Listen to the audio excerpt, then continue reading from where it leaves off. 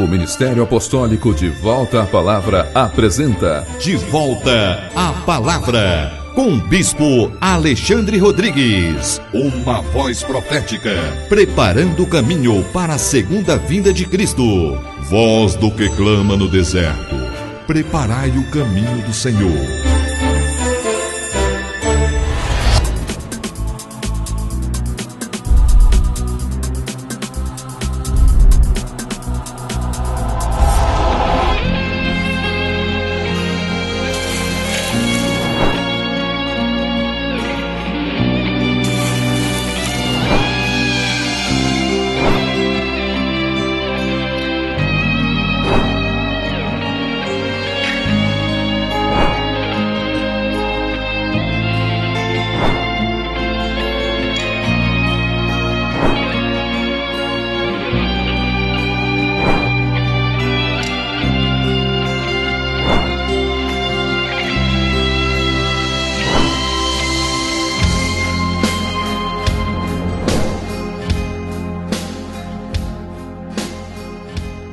Bom dia, toda honra e toda glória sejam dadas ao nosso Senhor e Salvador Jesus Cristo, ao Senhor da Igreja e a todos vocês que estão em casa, graça e paz vos sejam multiplicadas. Este é o programa De Volta à Palavra, um programa do Ministério Apostólico De Volta à Palavra, um programa feito para a edificação do corpo de Cristo, que visa alcançar o coração daqueles que amam a Deus e que desejam conhecê-lo segundo a sua palavra. Por isso, pegue sua Bíblia e nos acompanhe em mais uma ministração da palavra de Deus. Antes de tudo, entretanto, gostaria de lembrar a cada um de vocês que amanhã, dia 15 de janeiro, domingo, nós teremos a grande inauguração do nosso novo local de reuniões. Deus, nesse início de ano, nos deu a graça de podermos então mudar de local, indo agora para um salão de reuniões bem maior, um salão de reuniões mais confortável, onde ali poderemos receber a você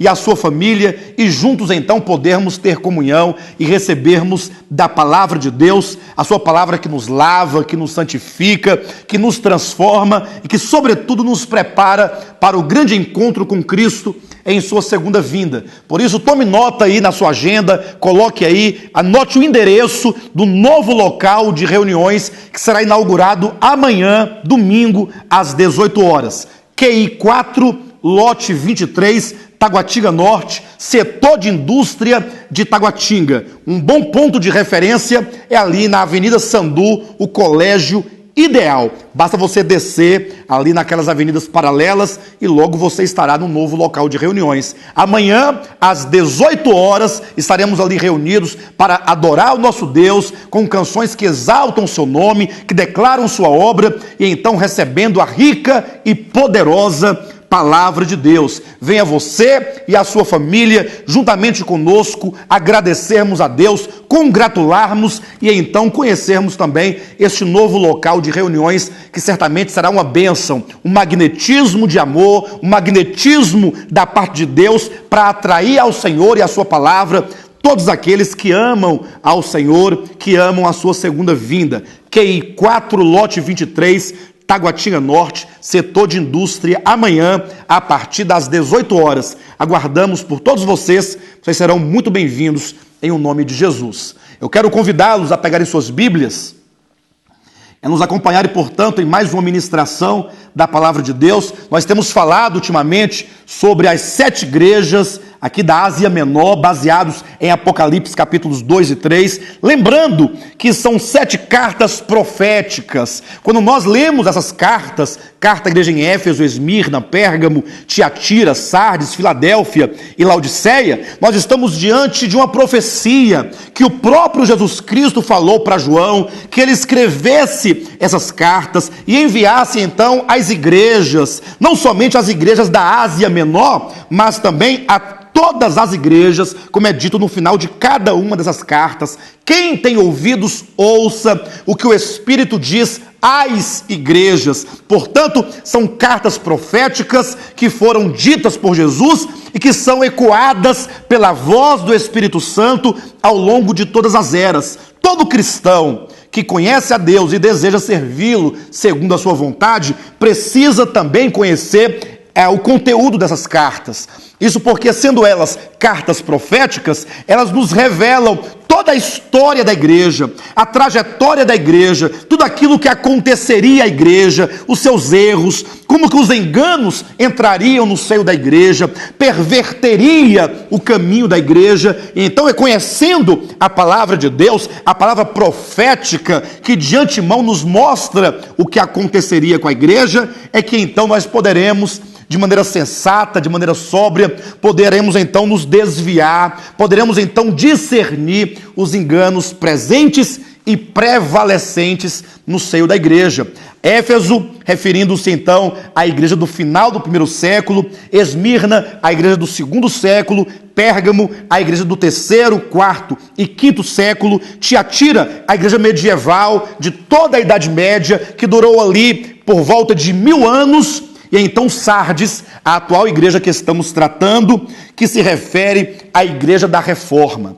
Eu quero deixar muito claro aqui qual é o nosso posicionamento, nossa compreensão desse texto, levando em conta que Sardes, aqui representando a igreja da Reforma, em princípio é uma grande bênção, porque o período da Reforma, ou a explosão do movimento de reforma, foi na verdade uma grande ruptura com o sistema romano, com a igreja católica, apostólica romana, e isso reconhecido historicamente em todo o mundo, que essa reforma, feita certamente uma ação divina, foi uma ação do Espírito, uma reação a toda sorte de degradação da igreja romana. É Deus reagindo mediante alguns homens para que eles se levantassem e fossem ali como arautos, como aqueles que receberam uma revelação de Deus, não uma revelação inédita, mas uma revelação já aqui previamente escrita na Bíblia Sagrada, mas que fora perdida ao longo da história da igreja, sobretudo nos 1000 anos de densas trevas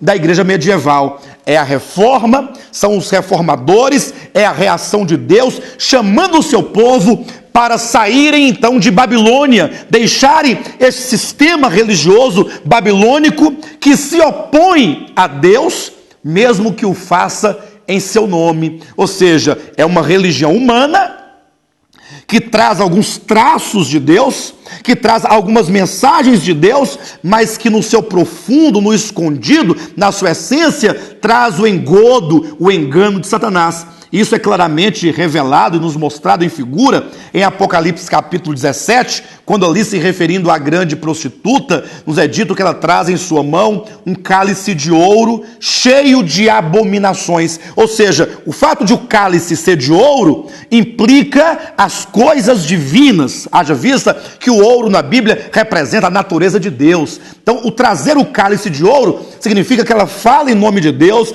e traz alguns traços da verdade de Deus. Entretanto, no seu interior, o conteúdo e a essência que ali de fato permanece é a abominação, é a idolatria, é o desvio, é a apostasia, é o engano que tem sido dado para muitas pessoas, para os reis da terra, para todos os habitantes da terra beberem e ficarem embriagados e, portanto, perderem a sobriedade com respeito à verdade. Então Deus vem reagindo contra essa situação da igreja degradada com Sardes, com a igreja reformada, ou com o movimento de reforma. Nesse sentido, a reforma foi uma grande bênção, na verdade tem dado uma grande contribuição ao povo de Deus. Mas veja que esta igreja e desse período da reforma tem também, aqui traz essa carta, algumas advertências que devem ser levadas em conta. Eu quero convidá-los a observar alguns aspectos importantes das advertências de Jesus para esta igreja. Então, hoje em dia nós temos, por exemplo, os que são chamados os irmãos reformados, ou as igrejas reformadas, e, portanto, devem dar atenção devida a essa carta, porque é uma carta que fala à igreja da reforma, ou aqueles que se mantêm fixos, ou aqueles que se mantêm presos e mesmo imóveis e estáticos neste movimento de reforma que começou com os primeiros reformadores. Nós temos aqui o primeiro aspecto da advertência de Cristo no capítulo 3, versículo 2, quando Jesus diz: Ser vigilante e consolida o resto que estava para morrer, porque não tenho achado íntegras as tuas obras na presença do meu Deus. Veja que Jesus está dizendo o seguinte, que ainda que o movimento de reforma tenha sido uma grande bênção, porque restaurou e trouxe de volta algumas verdades que são essenciais, como no caso da justificação pela fé, salvação pela graça, soberania divina, mas Jesus adverte a essa igreja dizendo o seguinte, que mesmo que ela tivesse sido essa grande bênção nesse sentido, mas era necessário que ela viesse a consolidar o resto que estava para morrer, ou para fazer desaparecer completamente da memória dos cristãos. Ou seja, há muitas outras verdades a serem restauradas. O grande problema do movimento de reforma, e mesmo daqueles que mantêm e continuam, como sendo uma extensão desse movimento de reforma, é que eles se estagnaram naquilo que os primeiros reformadores viram, como se eles tivessem visto tudo no que diz respeito à verdade divina. Vejam que a reforma foi o primeiro passo de Deus, numa reforma que haveria de continuar até o final dos dias, de maneira que o próprio Jesus diz que era necessário consolidar o restante de coisas que estava morrendo, ou seja, essa obra de reforma deve prosseguir. Não são somente aquela meia dúzia ali de doutrinas a serem restauradas, há muito a ser restaurado. No caso da doutrina do reino, e disso nós falaremos posteriormente, que é uma doutrina central em toda a Escritura, que vai exatamente trazer o equilíbrio para aqueles que creem, conforme diz a Bíblia, na soberania de Deus e na salvação eterna. A doutrina do reino, que vai exatamente trazer o equilíbrio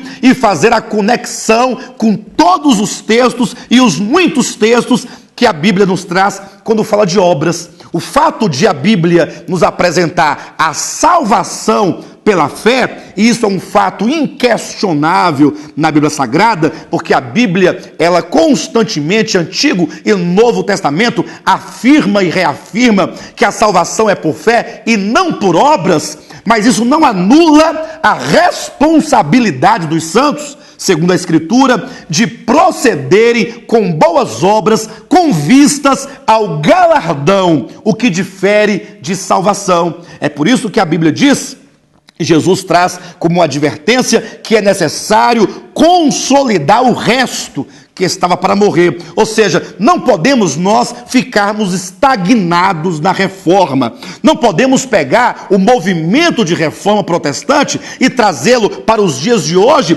e ficarmos aqui revendo e revisando aquilo que já está declarado. É preciso nós abrirmos o nosso coração, abrirmos os nossos olhos e darmos a nós mesmos a chance e a oportunidade de fazer uma verificação no restante da Escritura, porque a verdade de Deus não se esgota naqueles temas tratados no movimento de reforma. Sim, foi uma grande bênção, mas não se esgota ali. É necessário consolidar o restante. E quando Jesus diz aqui, então, porque não tenho achado íntegras as tuas obras na presença do meu Deus, isso esclarece ainda mais essa verdade que estamos falando, porque o termo íntegras aqui no grego, plero, quer dizer que não tenho achado completas as tuas obras. As obras foram incompletas e era necessário, portanto, continuar nesse trabalho de investigação da Escritura, ampliando assim a visão teológica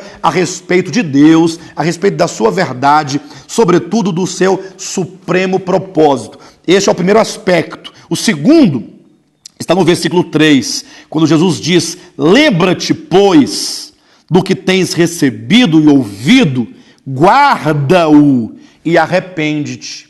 Quando Jesus aqui diz que eles deviam se lembrar do já recebido e então guardá-lo, ele está dizendo que o pouco que a reforma recebeu corria o risco de se perder. Veja que por um lado é dito que eles deveriam avançar e continuar para consolidar o restante. Agora, por outro lado, falando daquilo que eles já haviam recebido, eles deveriam se lembrar continuamente daquilo que já havia sido trazido, que já havia sido recebido, e então eles deveriam guardá-lo. Queridos, há um grande perigo, Isso nós temos observado tanto pela Escritura como pela experiência dos próprios cristãos, que muitas vezes Deus concede uma revelação, Deus confere uma revelação ao seu povo, e então o seu povo recebe aquilo com muita alegria, com muito vigor. Entretanto, com o passar do tempo, vão vindo outras coisas, vão vindo os modismos, vão vindo os movimentos, vão vindo a força da tradição,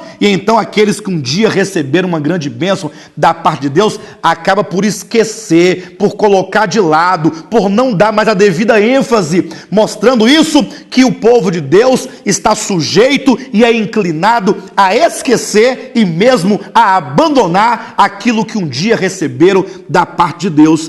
Isso nós temos visto acontecer nos últimos dias.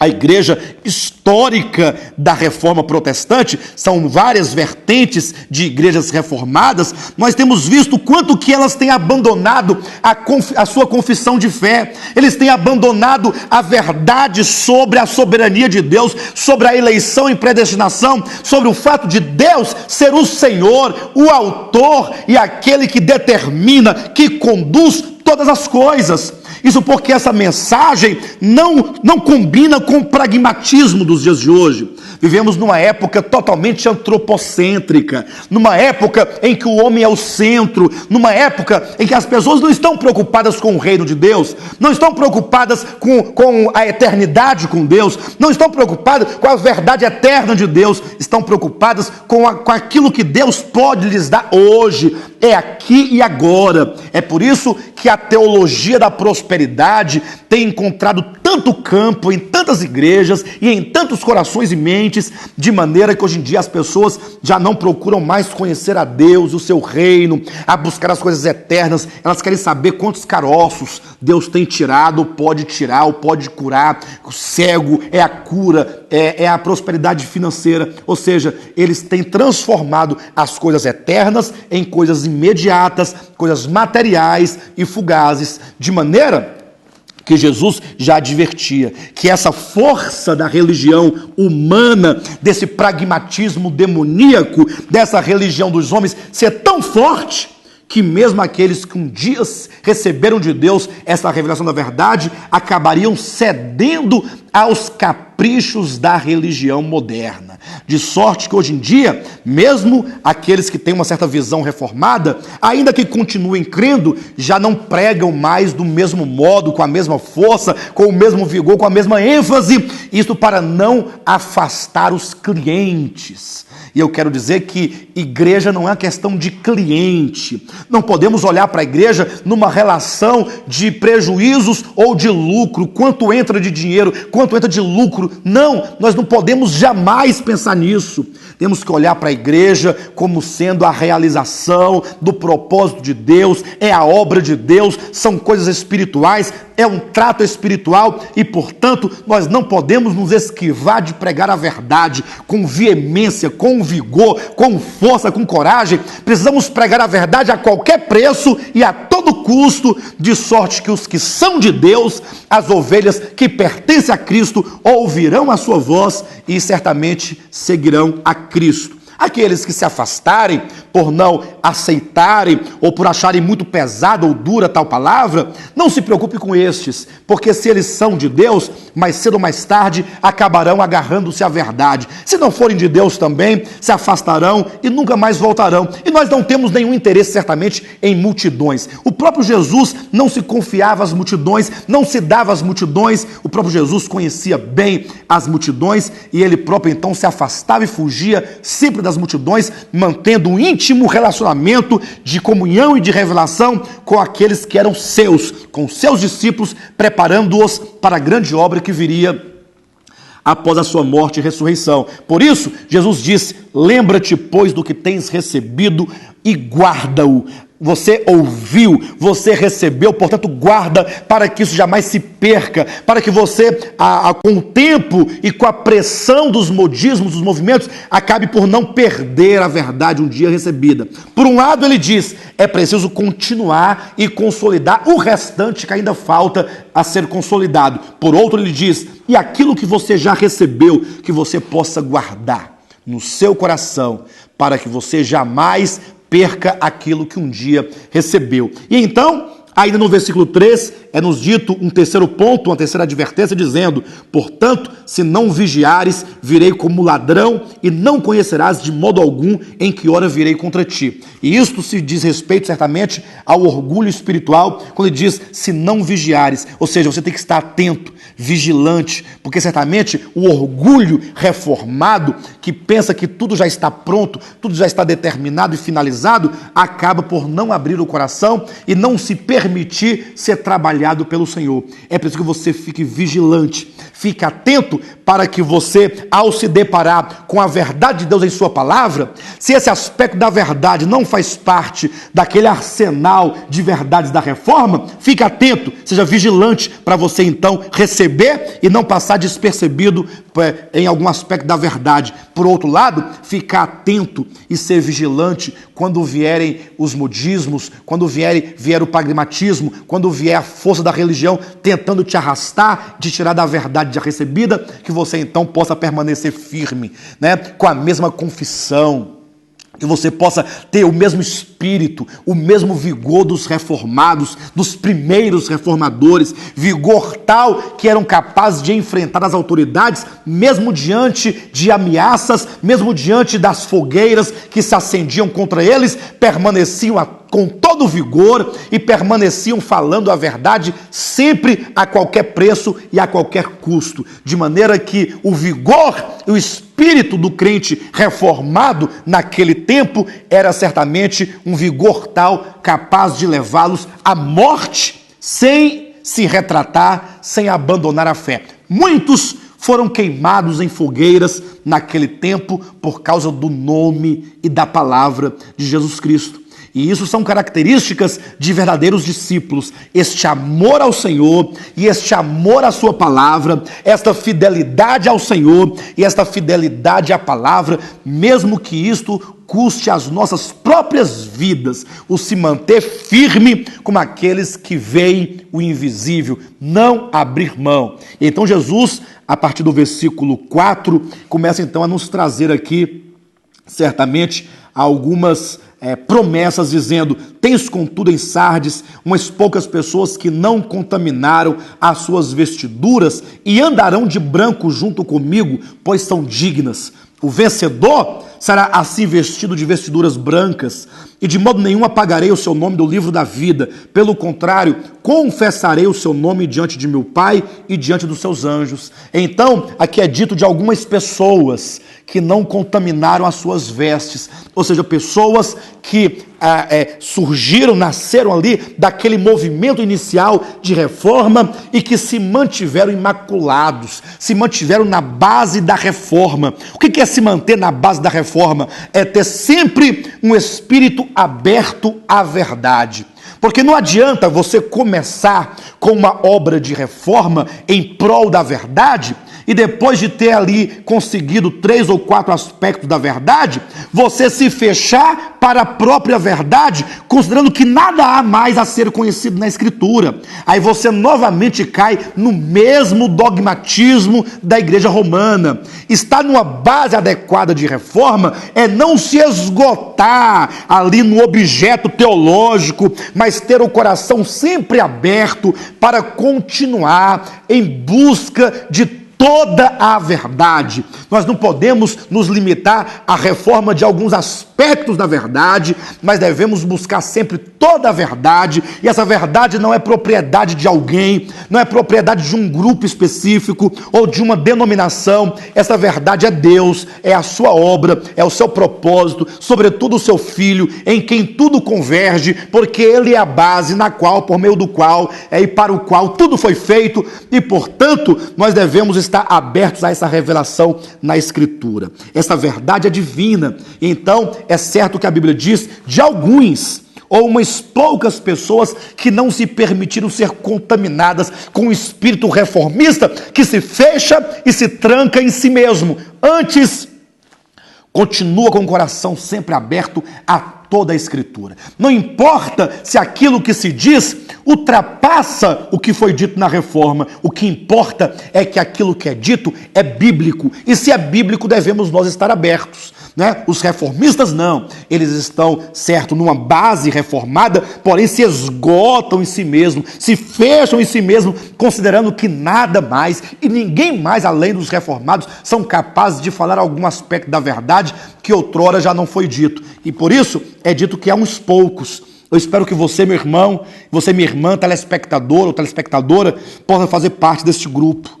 É um grupo seleto. São umas poucas pessoas que mantêm suas vestes imaculadas, um procedimento imaculado, com um coração imaculado, uma mente imaculada. E por isso é dito que estes, que assim se mantêm, andarão de branco junto com Cristo, porque são dignas. Ou seja, essas pessoas vão ser aprovadas por Cristo no dia da sua vinda, porque vestiduras brancas aqui implica numa aprovação. Vestes sujas implica em reprovação. Você poderá verificar, por exemplo, no capítulo 3 do livro de Zacarias, quando ali se tem uma visão a respeito de Josué, não o Josué de Moisés, mas o Josué do tempo da restauração de Jerusalém, juntamente com Zorobabel, ali falando de vestes sujas, de vestes de desaprovação. Vestes brancas, portanto, implica em ser aprovado por Deus. Será que você, meu irmão, será aprovado por Cristo naquele dia?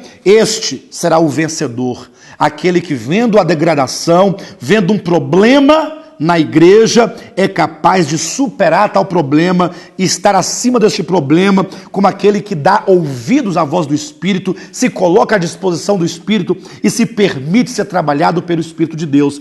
Este é o vencedor, que será vestido de vestiduras brancas, ou seja, de plena aprovação, de contínua aprovação, e de modo algum apagarei o seu nome do livro da vida. Essa expressão, apagar o nome do livro da vida, é o mesmo que ter o nome confessado diante do Pai, como diz o texto. Pelo contrário, confessarei o seu nome diante do meu Pai e diante de seus anjos. Não pense você que esse apagar é excluir, ir lá e apagar, tirar, para nunca mais estar ali. Não! Veja que apagar o nome do livro da vida está em oposição a ter o nome confessado, ou seja, naquele dia, quando Jesus julgar o seu povo no grande tribunal de Cristo, Jesus poderá confessar o seu nome ou negar o seu nome, como aquele que diz, olha, você foi aprovado, entra para o reino, entra para o gozo do seu Senhor, e portanto você vai estar comigo, andar comigo, de vestes brancas comigo, reinando comigo sobre nações, ao passo que outros, por não terem suas vestes brancas, ou por se fecharem em si mesmo, por não superarem este problema da igreja reformada, serão certamente desaprovados por Deus, e então não terá parte no reino de 1000 anos com Cristo, que será o grande galardão a todos os vencedores. O versículo 6 diz, quem tem ouvidos, ouça o que o Espírito diz às igrejas. A grande questão é, você tem ouvidos para ouvir? Ou será que você é daqueles que, embora tenha escutado toda essa palavra, mas seus ouvidos espirituais estão tapados, fechados, você é surdo espiritualmente e, portanto, não pode aceitar a palavra de Deus, e então você rejeita essa palavra. Mas há aqueles que têm ouvidos, e eu quero nesta manhã apelar para aqueles que são sensíveis ao Espírito de Deus. Você que tem ouvido essa palavra, você que tem sido tocado por essa palavra, que tem recebido a confirmação do Espírito de Deus no seu coração, de que essa palavra é verdadeira, você que tem verificado com seus próprios olhos que esta mensagem nada mais é do que uma exposição e uma explanação do que está escrito, do que é verificável. Não é uma exegese bíblica em que se fecha a Bíblia e se começa a buscar no horizonte ou no espaço o seu significado, mas uma exegese bíblica que começa pela Escritura, que discorre a Escritura e que então ela termina e se conclui na própria Escritura, permitindo que a Bíblia fale por si mesma, que a Bíblia se explique a si mesma. Então, se você é desses que tem ouvidos para ouvir, reaja, meu irmão. Você tem que, na verdade, ter uma reação espiritual, tomar uma posição espiritual, se levantar espiritualmente e falar, eu não quero mais continuar ou prosseguir nessa mesma condição ou posição estática, sem movimento. Eu quero ser um cristão dinâmico, que ama ao Senhor, que o conhece na sua palavra e então que age e reage diante da sua revelação. Portanto, quero novamente deixar aqui estendido o nosso convite, porque amanhã, às 18 horas, será a grande inauguração do nosso novo local de reuniões. Está aí no seu televisor o nosso endereço, QI 4, lote 23, setor de indústria de Taguatinga. Um bom ponto de referência é o Colégio Ideal, ali na Avenida Sandu de Taguatinga. Você e sua família são os nossos convidados especiais. Quero todos vocês lá amanhã para juntos adorarmos a Deus e recebermos da sua palavra. Vocês serão todos bem-vindos em nome de Jesus. Tenham todos um bom dia e Jesus Cristo é o nosso Senhor.